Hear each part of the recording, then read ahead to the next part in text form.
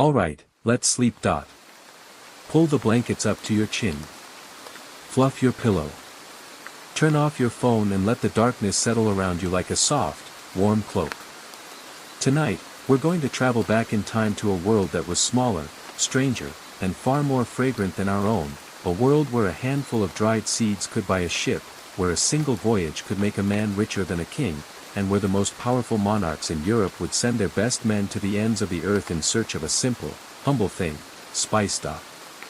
This is the story of the spice route, the global trade network that connected East and West, that drove the age of discovery, that built empires and destroyed them, and that, in the end, created the world we live in today. But before we get to the voyages and the conquests, the ships and the spices, we need to understand why a dried berry, a piece of bark, or a shriveled seed could be worth more than gold. Part 1, The Scent of Power. Imagine, if you will, a world without refrigeration. A world where meat would spoil within days, where bread would grow moldy within a week, and where the only way to preserve food was to dry it, salt it, or smoke it. The food of the medieval table was bland, monotonous, and often barely edible. The rich ate meat that was half rotten, and the poor ate porridge that was worse. Now imagine a world where a handful of black seeds could transform a tasteless stew into a culinary delight. Where a sprinkle of brown powder could make a piece of spoiled meat seem fresh. Where a tiny, shriveled berry could bring pleasure to the palate and health to the body. That was the world of spice. Spices, pepper, cinnamon, cloves, nutmeg, ginger, and many others, were the most valuable commodities on earth. They were worth more than gold, more than silver, more than jewels. In medieval Europe, a pound of pepper could buy a cow. A pound of cloves could buy a horse. A pound of nutmeg could buy a house. But why were they so valuable? Because they were rare, and because they came from the ends of the earth.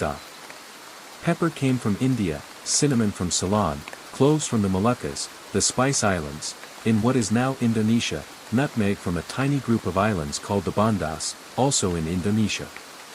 These places were remote, mysterious, and almost impossible to reach. The journey from the Spice Islands to Europe took months, even years, and it involved thousands of miles of travel, across oceans, deserts, and mountains, through the hands of dozens of middlemen who took their cut at every stage. The spices that reached Europe had traveled so far and passed through so many hands that their price had multiplied 100-fold. A merchant who could secure a direct route to the source of the spices would become richer than any king. And that is what the Age of Discovery was all about. Part 2, The Dreamers. In the early 15th century, Europe was a backwater.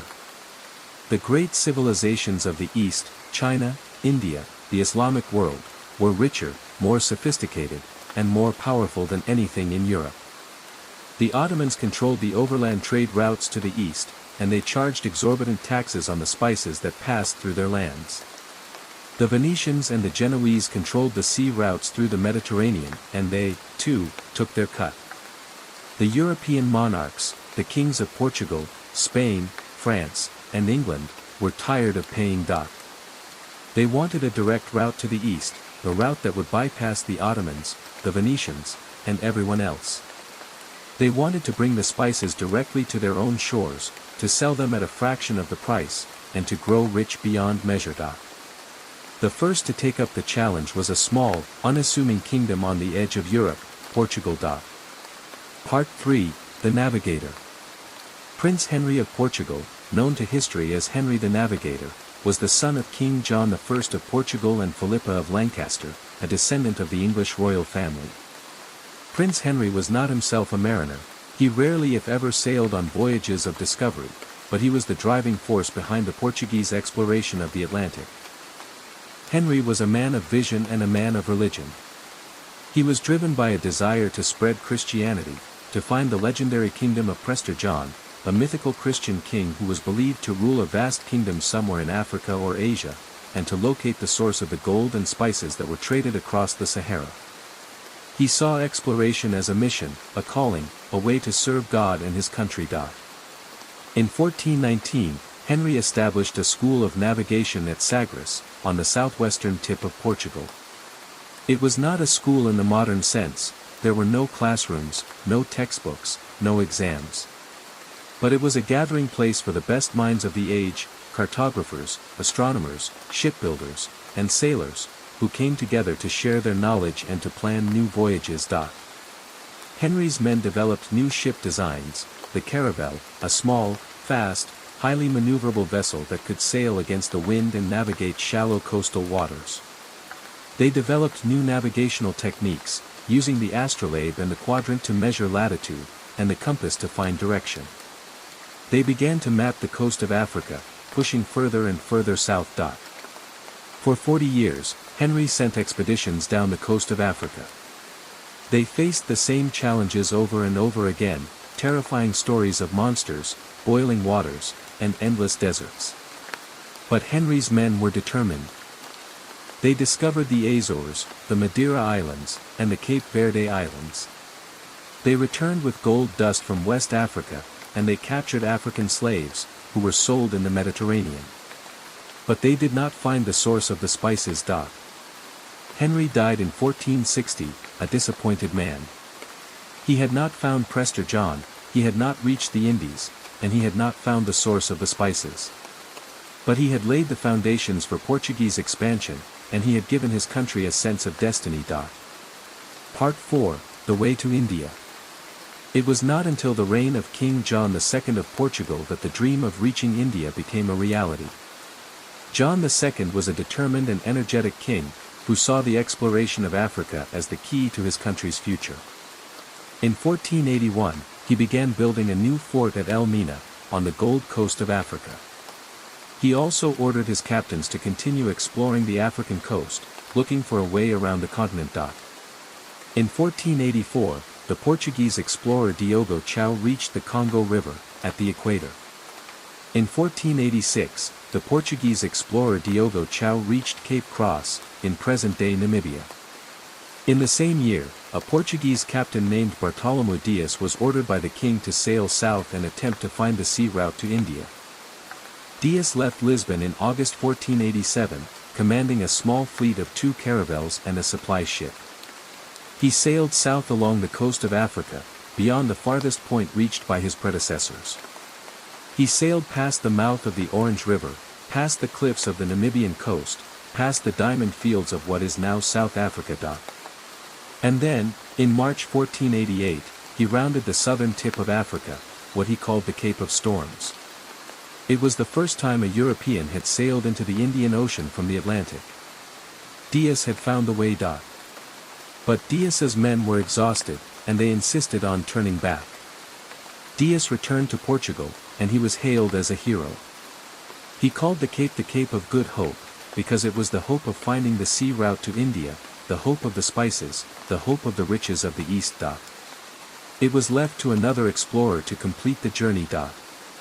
Part 5, The Man Who Found the Spices.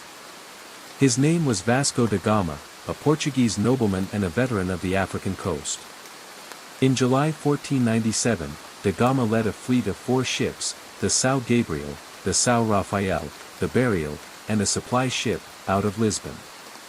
His orders were simple: find the sea route to India, bring back spices, and make Portugal rich. Da Gama sailed south along the coast of Africa, rounding the Cape of Good Hope in November 1497. He then sailed north along the eastern coast of Africa, stopping at various ports along the way, a journey of nearly 4 months. He encountered hostility at some stops, and he had to resort to force to get supplies.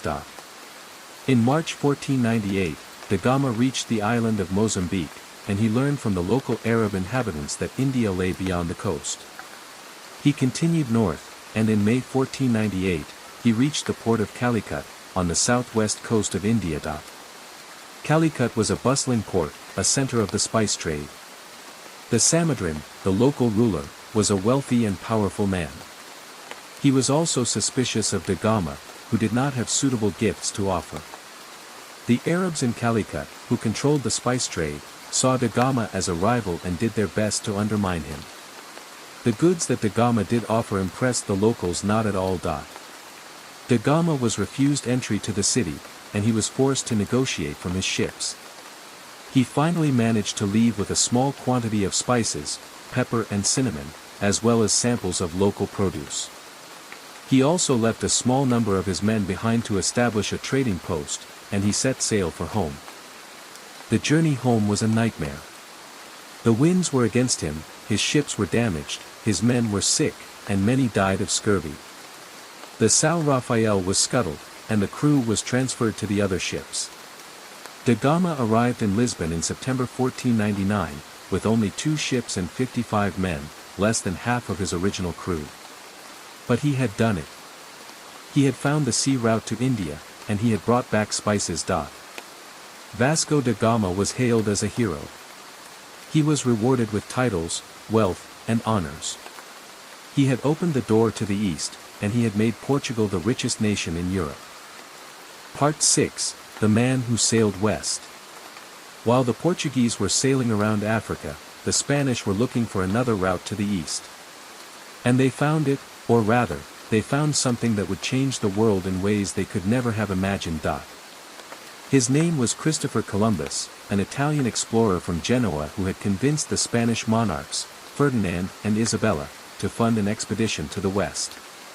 Columbus was a brilliant and stubborn man, brilliant because he had calculated that the earth was smaller than it actually is, and stubborn because he refused to accept that he was wrong.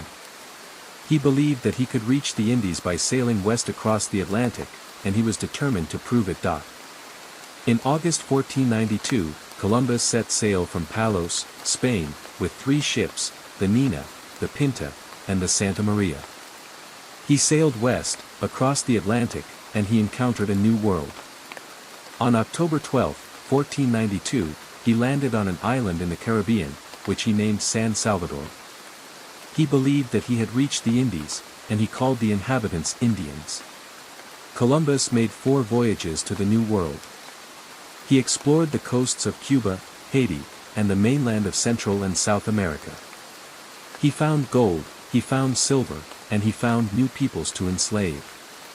But he did not find the spices. The Spice Islands were on the other side of the world. Columbus died in 1506, a bitter and disappointed man. He had been stripped of his titles and his wealth, and he had not found the spices. But he had discovered a new world, a world that would transform Europe, Africa, and the Americas forever. Part 7, The Conquest of the Spice Islands. With the route to India and the West Indies opened, the race for the spices was on. The Portuguese were the first to establish a network of trading posts, forts, and colonies across the Indian Ocean. They captured Malacca in 1511, and they established a permanent presence in the Spice Islands. They controlled the trade in cloves, nutmeg, and mace, and they grew fabulously rich. But the Portuguese were not the only ones who wanted the spices. The Spanish, the Dutch, and the English all wanted a share of the wealth. The competition was fierce, and it was often violent. In 1521, the Spanish explorer Ferdinand Magellan, a Portuguese-born navigator who had been hired by Spain, completed the first circumnavigation of the globe. He sailed from Spain, across the Atlantic, through the Strait of Magellan, and across the Pacific. He reached the Philippines, where he was killed in a battle with the natives. His crew completed the journey, returning to Spain in 1522 with only 18 survivors. The cargo they brought back included spices, and the spices more than paid for the cost of the voyage. The Spanish established a colony in the Philippines, and they used it as a base for trade with China and the Spice Islands. They also established a presence in the Americas, where they found gold and silver beyond their wildest dreams. The Dutch were the most aggressive of the European powers. They formed the Dutch East India Company, VOC, in 1602, and they began a systematic campaign to monopolize the spice trade. They drove the Portuguese out of the Spice Islands, and they established a brutal, repressive regime that controlled the production and distribution of cloves, nutmeg, and mace. The Dutch monopolized the trade in cloves, nutmeg, and mace. They maintained strict control over the production of these spices, allowing only a limited amount to be cultivated and destroying any surplus. They would not allow the cultivation of nutmeg on any other islands, and they would send military expeditions to remote islands to destroy any nutmeg trees that had been planted. The Dutch controlled the spice trade, and they grew rich beyond measure. The English, who had established their own East India Company in 1600, were latecomers to the spice trade. They could not compete with the Dutch, who were willing to use violence to protect their monopoly.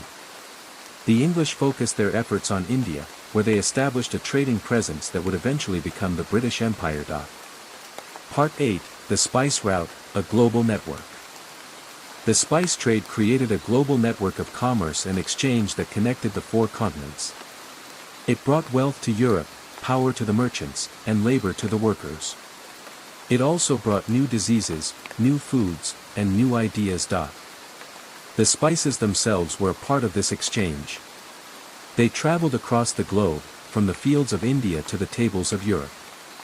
They were used in cooking, in preserving food, and in medicine.